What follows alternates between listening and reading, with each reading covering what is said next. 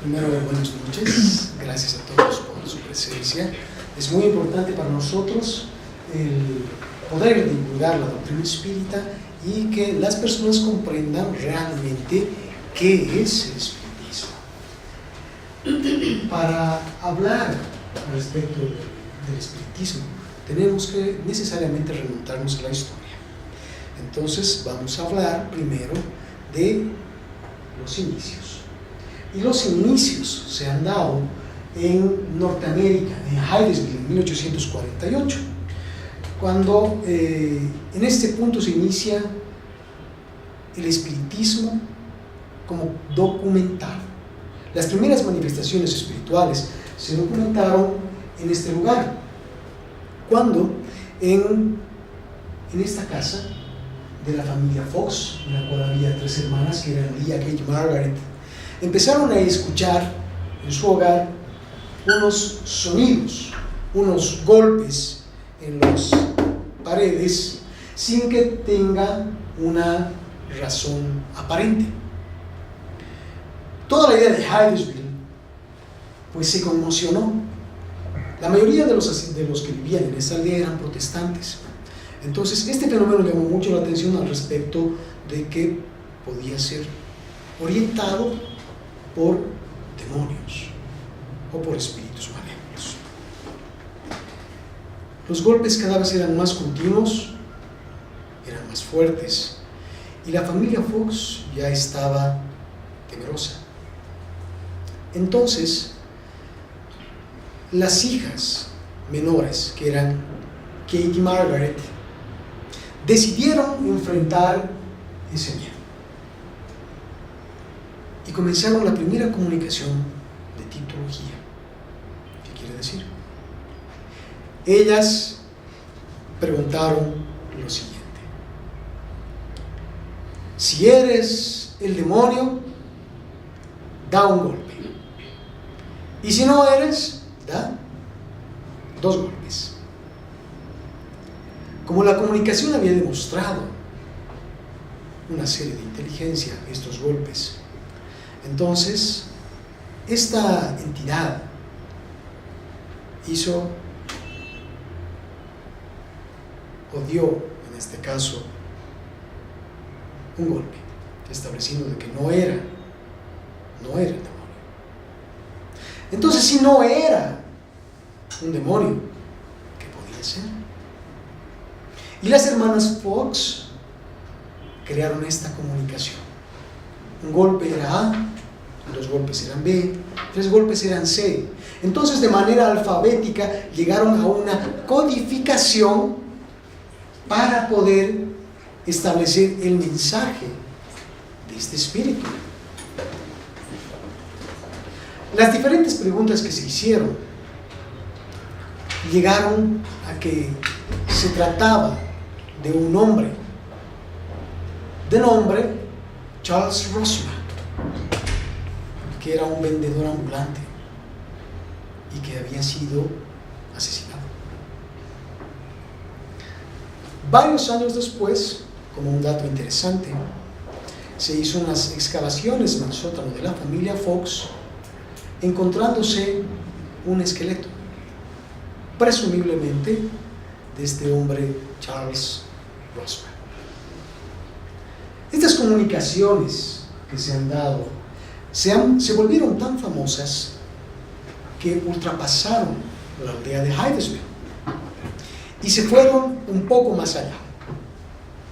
Tanto así que llegaron hasta el Corinthian Hall. El Corinthian Hall era uno de los salones más famosos, más pomposos, donde las personas de la realeza, duques y otros realizaban fiestas. Y no había fiesta importante si es que no tenía comunicaciones espirituales.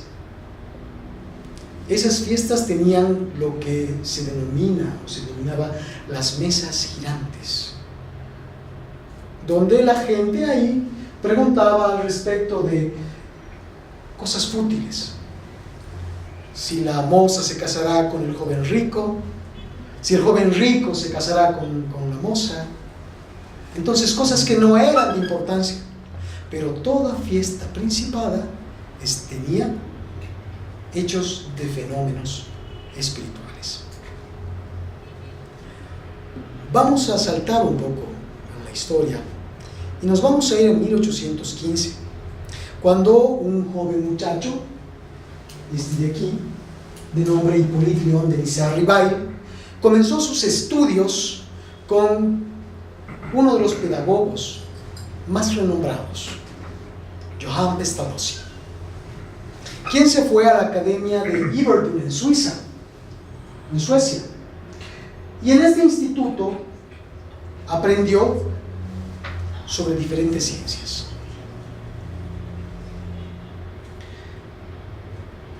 Aprendió sobre el método científico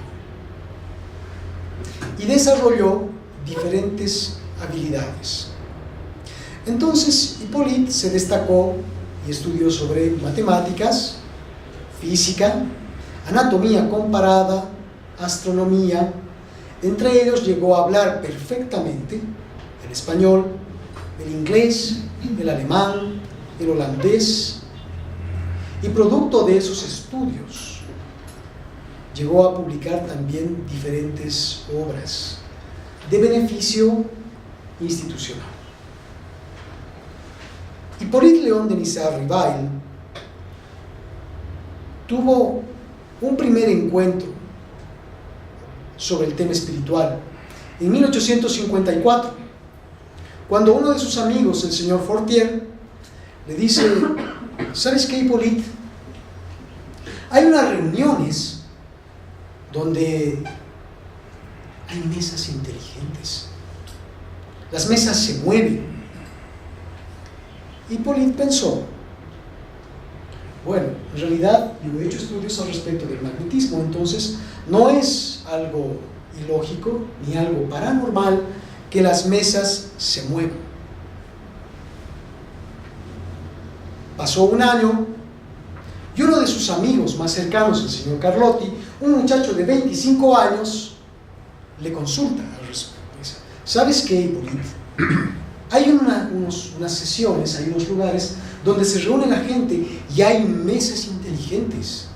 Estas mesas te responden cosas coherentes. Hippolyte pensó: bueno, las mesas pueden moverse a través del magnetismo, yo ya lo he estudiado, pero que sean inteligentes. Las mesas no pueden ser inteligentes. Y si hay respuestas inteligentes, es que hay una causa inteligente detrás de ellas. Hippolyte decidió estudiar y asistir a estas reuniones mediúnicas. Reuniones donde un grupo de personas empezaban a hacer cuestionamientos de diferente índole.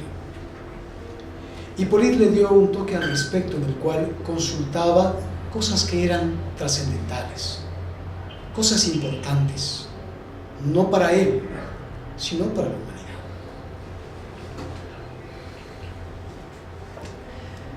Estas mesas girantes fueron bastante populares por estas épocas de los 1800, y fueron a través de ellas que Hippolyte Léon Denisard Rivail, y a través de los medios, tuvo diferentes comunicaciones que llegaron a formar el cuerpo de la doctrina espírita. En una de esas reuniones, él recibió un mensaje que en una vida pasada él era un druida de nombre Allan Kardec.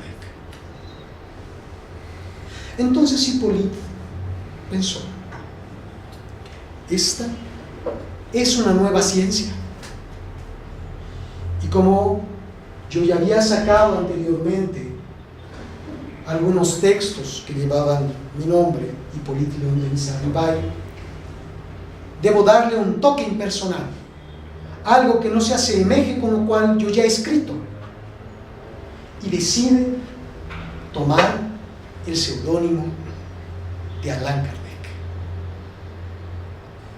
para que no se confunda o no se tomen ya las posiciones anteriores o escrituras anteriores con esta nueva ciencia.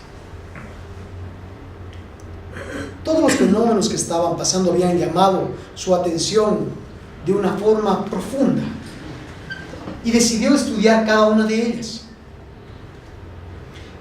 Y logró cerca de 50 cuadernos de anotaciones sobre las preguntas que hacían los espíritus a través de los médiums, que eran muchachitos entre los 15 y 17 años. Y en estos cuadernos estaban las respuestas que se había obtenido a través de estos médiums. Estas respuestas, además, Hipólito tuvo la dedicación y el cuidado, a través de lo que había aprendido junto con Johann Pestalozzi, a través del método científico, de cruzar información.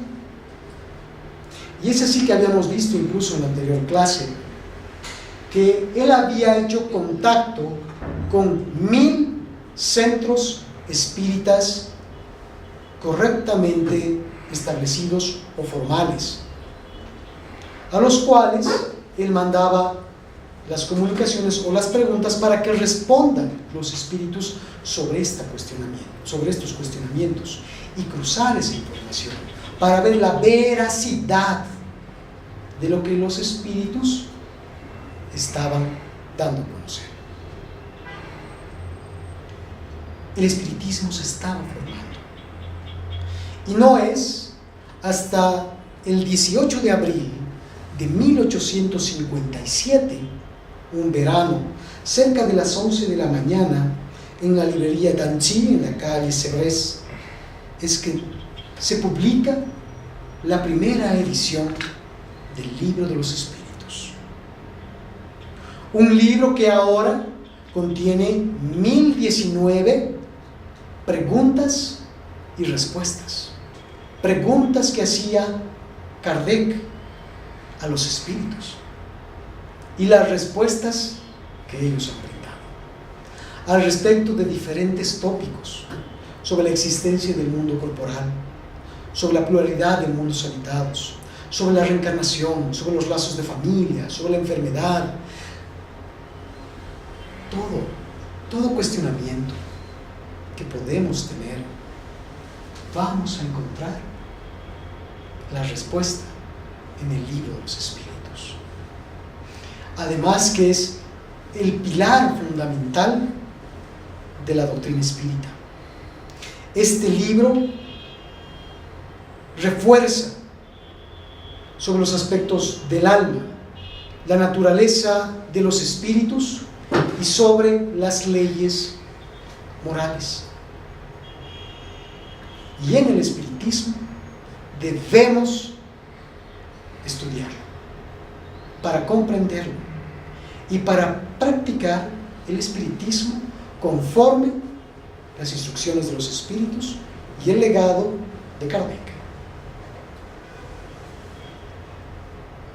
En 1861 sale a la luz el Libro de los Medios, que es la teoría de todos los géneros y manifestaciones espirituales. En el Libro de los Medios no encontramos al respecto de cómo ser medio, ni los pasos a seguir, sino encontramos al respecto de la fenomenología mediúnica, los beneficios de la mediunidad, los riesgos de la mediunidad, las comunicaciones espirituales y tipos de comunicaciones espirituales.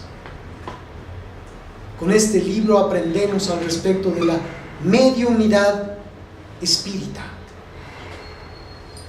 porque la mediunidad, si bien es un patrimonio de la humanidad y conforme a las instrucciones de los espíritus, en las cuales todo ser humano es medium, pero en el espiritismo tenemos unos cánones a seguir, no dogmas, y que estos nos enseñan al respecto de la mediunidad.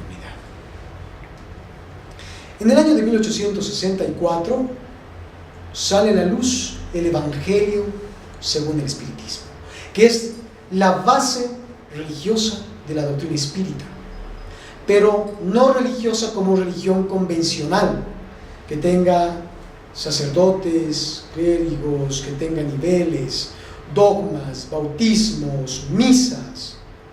No hay. Es el mismo Evangelio de la Biblia. Pero ¿qué es lo que hizo Kardec? Tomó una serie de las parábolas del Nuevo Testamento y hacía la siguiente pregunta al mundo espiritual: ¿qué es lo que quiso decir Jesús con esta parábola, quitando de lado las interpretaciones personales? Y los buenos espíritus lo que hacían era desarrollar esta parábola para dar el entendimiento que es lo que quiso decir Jesús. Entonces es muy importante el estudio del Evangelio según el Espiritismo y además de la práctica del Evangelio en el hogar, que es una forma de armonizar nuestros hogares. En 1865 sale a la luz El cielo y el infierno o la justicia divina, que hace un análisis sobre el pasaje de la vida corporal a la vida espiritual. Ahí vamos a encontrar al respecto sobre ángeles, entre comillas, demonios, entre comillas, una comparación al respecto de estos anatemas que se tienen. En el año de 1868 sale la Génesis, que es un estudio que realiza Kardec respecto del universo y un análisis de los milagros. Ya en este tiempo los espíritus establecieron de que la tierra no pudo ser creada en 7 días, porque la ciencia apoya al respecto de que han sido periodos muy largos, miles de años, millones, para llegar a un estado óptimo. Y al respecto de los milagros, que la doctrina espírita como tal no cree en milagros, no al respecto de que es algo único e inexplicable, sino de que es algo que tiene una explicación. Entonces encontramos que en el espiritismo todo tiene una base lógica y científica, porque no creemos porque lo dijo un espíritu, sino conforme a las recomendaciones de Allan Kardec y de los buenos espíritus, que todo debe pasarse a través del tamiz de la razón, más aún las comunicaciones espirituales. Entonces debemos preguntarnos que ha habido toda una cronología y hechos que han dado origen a la doctrina espírita, pero ¿qué es el espiritismo? Y es así que se tiene la siguiente definición: el espiritismo es una ciencia que estudia el origen, naturaleza, destino de los espíritus, así como sus relaciones con el mundo corporal. El espiritismo es una ciencia. El espiritismo se basa en hechos comprobados, demostrados. La reencarnación está demostrada. Tenemos estudios fantásticos realizados por el Dr. Ian Stevenson, por el Dr. Brian Weiss, por la doctora Elizabeth Kubler-Ross al respecto de la vida en el mundo espiritual, hombres y mujeres de ciencia que han certificado estas existencias. La relación que se tiene con el mundo de los encarnados, porque estamos en constante intercambio con el mundo espiritual. Dábamos un dato al respecto, o conforme al espíritu de Emmanuel, el protector de Shiv Xavier, que la población del mundo espiritual es superior a la población de los encarnados en 7 veces.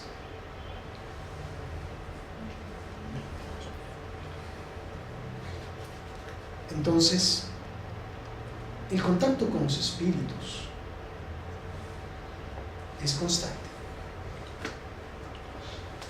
Y el espiritismo nos da luces al respecto de estas existencias.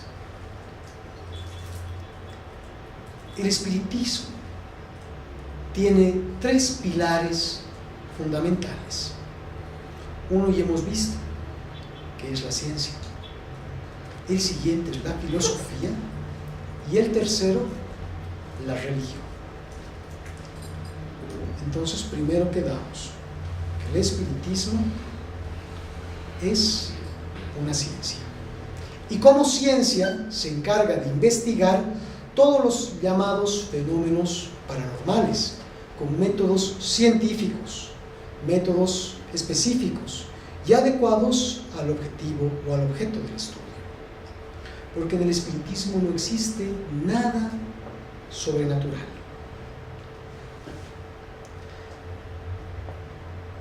Con el espiritismo aprendemos que todos los fenómenos mediúnicos, y estamos hablando de la comunicación de los espíritus a través del habla, a través de la psicografía o escritura, las entre comillas, apariciones de espíritus, movimientos de objetos, apariciones de objetos, tienen una explicación. Y que encontramos esas explicaciones en la codificación espírita, desde 1858. Además de los estudios realizados, por Allan Kardec.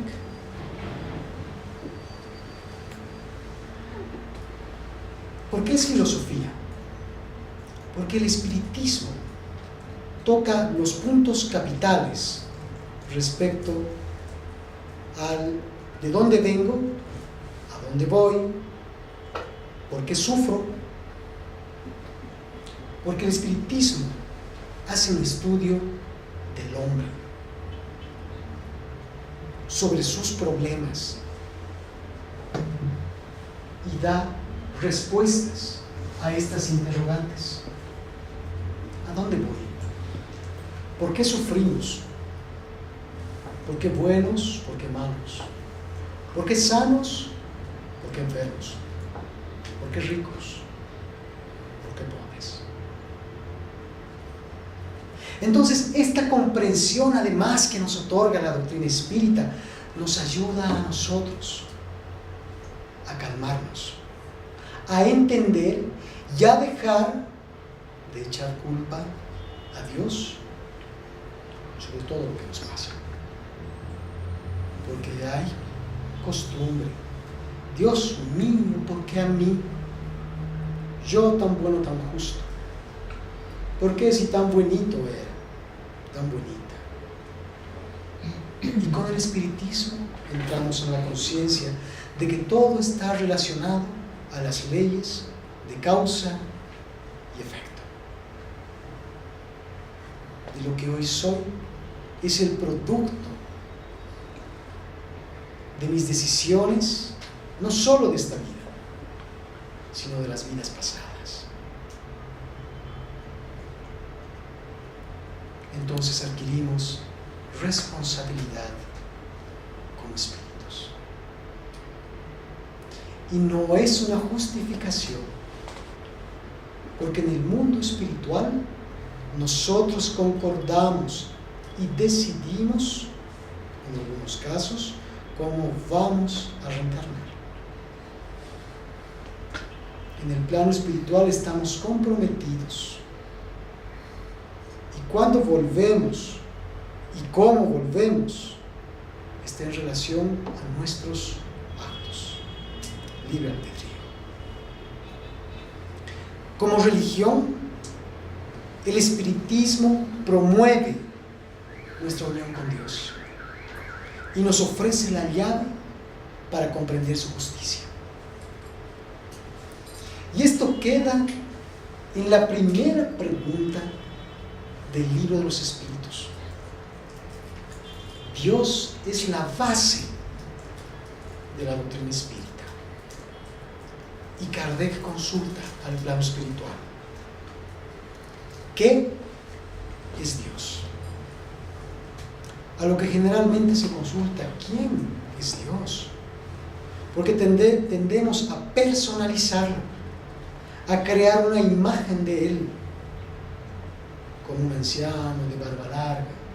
Y Kardec es tan sorprendente que él consulta: ¿qué es Dios? Y los buenos espíritus responden: inteligencia suprema, causa primera de todas las cosas. Quedando sellada la importancia capital de Dios como inteligencia primera y la causa de todo. Y Kardec pone eso en la primera pregunta del libro de los Espíritus. Y a Jesús como nuestro modelo y guía. Y Kardec, en la pregunta 625 del libro de los Espíritus, consulta: ¿cuál es el ser más perfecto que Dios ha ofrecido a la humanidad para servirle de modelo y guía? Y los espíritus responden: contemplad a Jesús.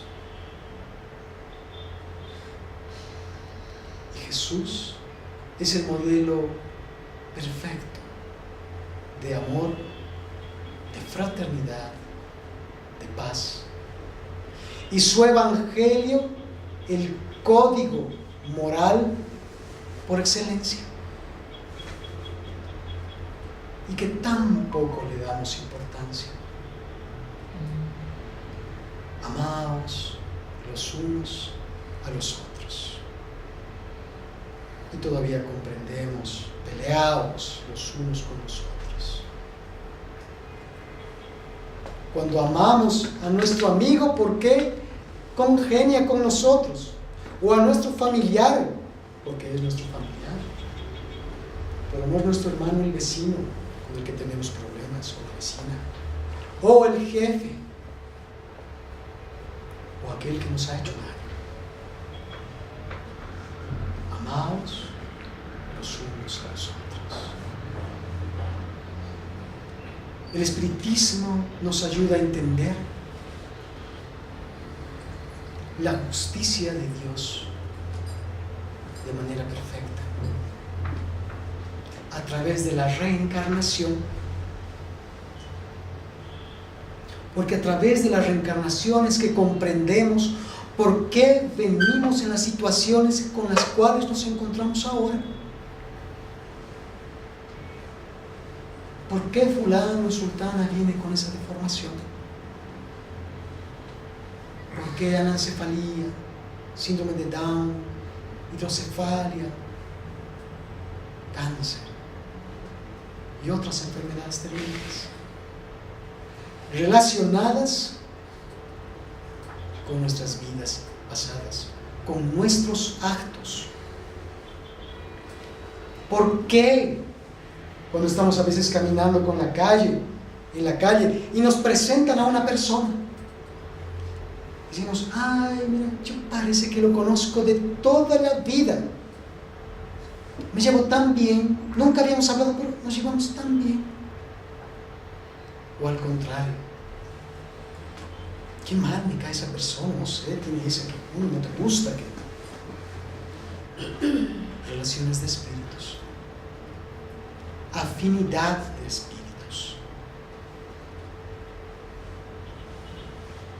El espiritismo nos enseña acerca de la responsabilidad entre nosotros como seres humanos. Porque conscientes de que yo tengo un problema con fulano, que puede ser espiritual, tengo la responsabilidad de arreglar ese problema. Si no se puede, porque no está esa persona encarnada, el espiritismo nos orienta al respecto de que en el plano espiritual está con esa persona, con esas dificultades, con esos odios, con esos pensamientos que no nos olvidamos, pero que podemos solucionar. De que si yo perdono, si yo amo, me estoy liberando. Y si no lo hago, es mi responsabilidad de seguir sufriendo. Porque ese sufrimiento es optativo. El espiritismo, además, nos ofrece una limpieza, una claridad, porque no tiene cultos, iglesias, imágenes, vestimentas, dogmas, cualquier tipo de ritual. No hay el espírita superior, el espírita sacerdote, o el medium distinguido de las demás personas, con capa, capucha, o el bautismo, o cualquier otro dogma o rito exterior, porque no cambiamos por los ritos, si no tendríamos casi una sociedad perfecta, que no es así.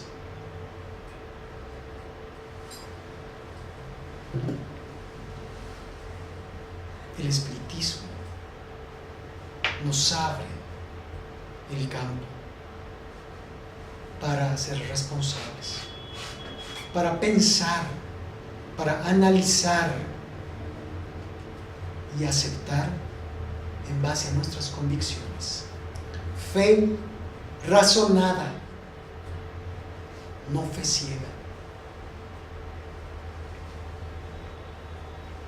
La doctrina espírita nos enseña a enfrentarnos a nosotros mismos,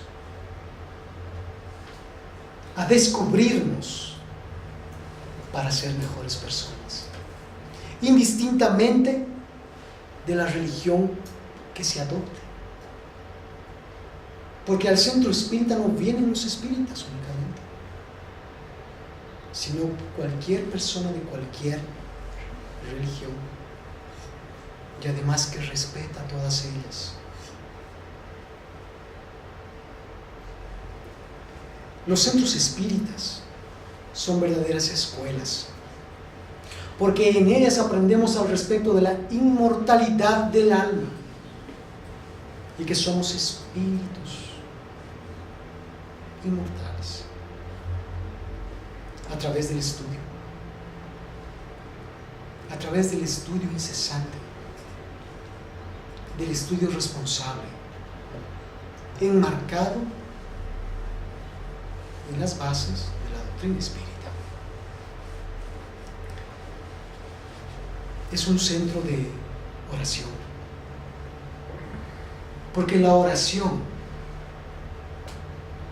es el método más eficaz para liberarnos de nuestras dificultades. Cuando oramos, y no estoy hablando de un dogma, un rezo, sino cuando nosotros emitimos pensamientos, cariño, sentimientos, estamos también orando y estamos emanando una energía.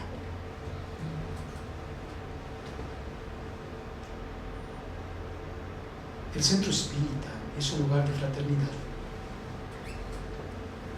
porque ahí no te recibo porque no me caes o porque no me gustas. Si has hecho algo malo. Esa es la casa de todos, donde cualquier persona puede ir para aprender, para buscar su mejoría como ser humano.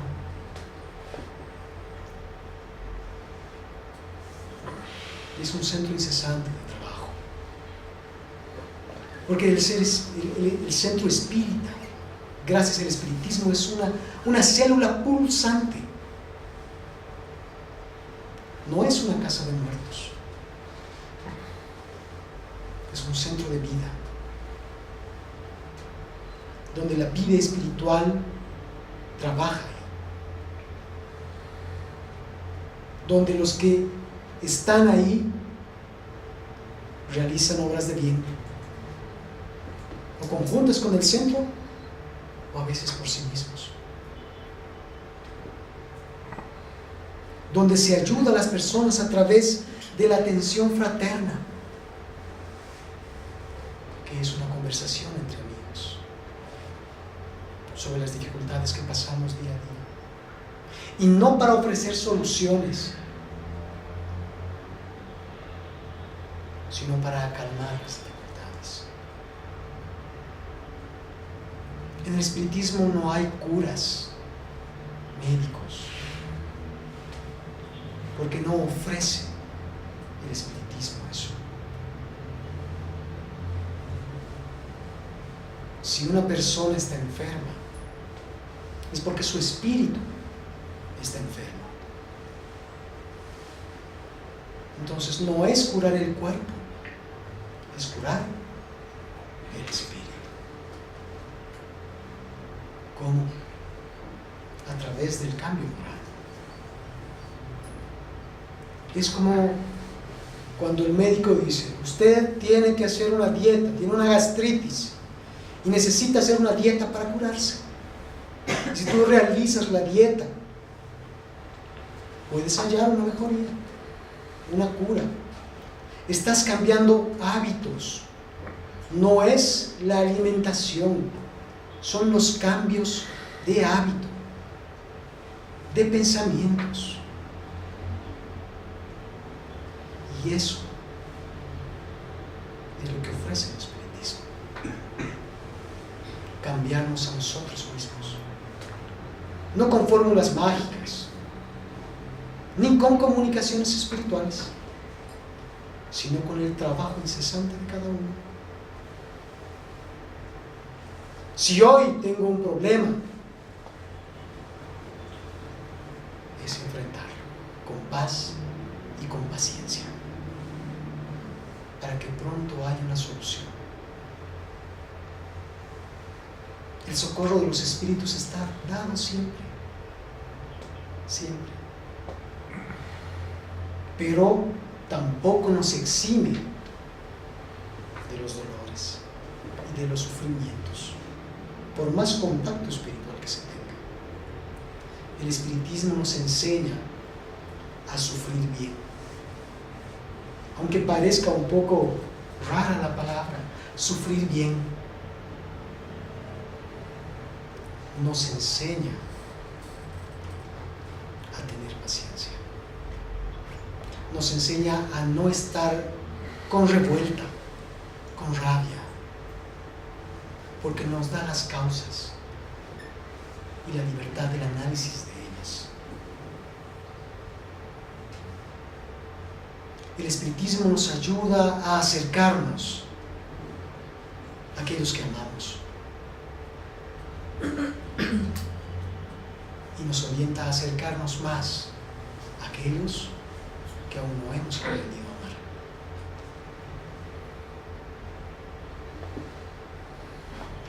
Con la doctrina espírita cambiamos totalmente nuestra forma de ser como seres humanos, orientándonos hacia el bienestar de los demás, a dejar los egoísmos, a dejar pasiones, poco a poco, con trabajo y esperanza, para perfeccionarnos, para ser más felices. Porque eso es lo que buscamos todos. Y por eso estamos aquí, en esta tierra, para ser felices. Que no conseguimos todavía. Pero esa felicidad no se encontrará en el dinero, en los viajes, en el esposo o la esposa, ni en los hijos, sino dentro de nosotros. ¿Cuál es la forma más eficaz de mejorarse a sí mismo y de evitar las solicitaciones al mal? Y los espíritus responden. Y a un sabio de la antigüedad os dijo: conócete a ti mismo, haciendo una alusión a una escritura en el templo de Delfos y dándole la importancia al respecto de que debemos conocernos a nosotros. Debemos saber quiénes somos, por qué, y ese análisis se logra y te liberta. El espiritismo, con Dios, que es la inteligencia suprema, con Jesús, que es guía y modelo, y Kardec, que es la base fundamental. Con el espiritismo, que tiene como principios básicos la existencia de Dios, la inmortalidad del alma, la reencarnación, la comunicación con el mundo espiritual, la pluralidad de mundos habitados.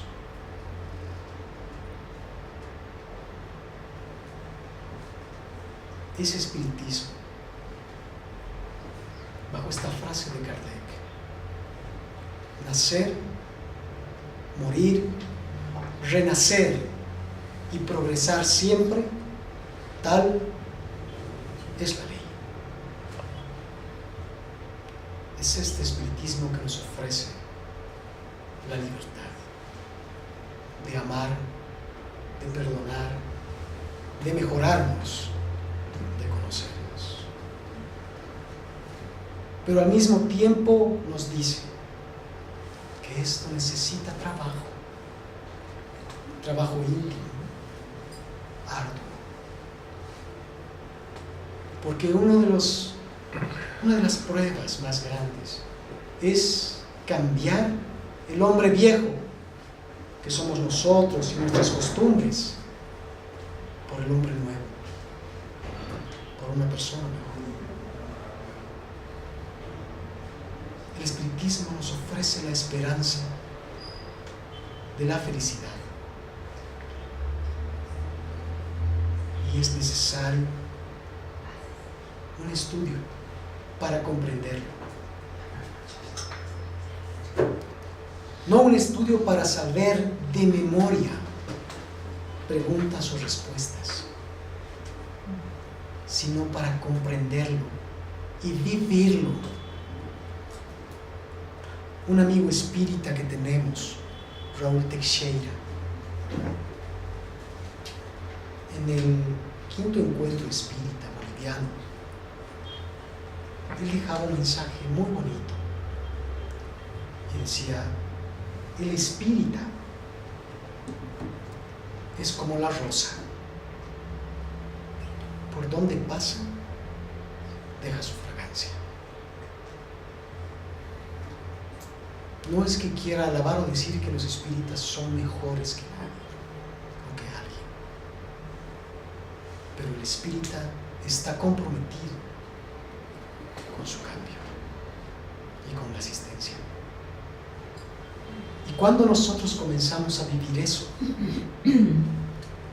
cambia totalmente nuestro mundo. Entonces vean cuánta maravilla en la doctrina espírita. en 5 obras fundamentales que salen desde 1857 hasta 1868. Más tanta riqueza a través de la mediunidad de Chico Xavier, con más de 403 libros psicografiados.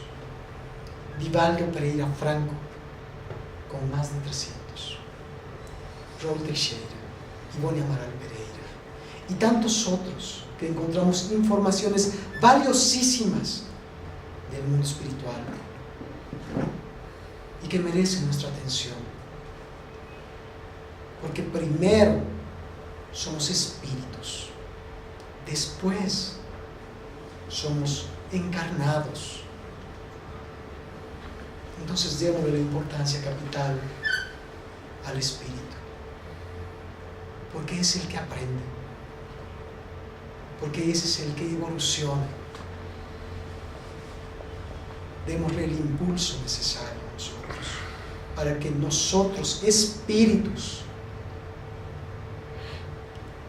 crezcamos y seamos personas que vayan a aportar en el tránsito espiritual que pasamos de esta época, para ser hombres y mujeres de bien, y para que inculquemos en nuestros hijos los valores necesarios espirituales para que cambie la sociedad, que se hace tan necesario. Entonces, todos invitados para participar de la doctrina espírita, del espiritismo a través del estudio, de la confraternización y del trabajo en el bien, para que alcancemos todos un momento de evolución, y ese momento para que digamos: gracias, soy feliz. Esa es la propuesta que hoy hemos traído para cada uno, y dejamos para que piensen, para que analicen y vean el mucho bien que puede hacer la doctrina espírita en nuestra propia vida. Muchísimas gracias.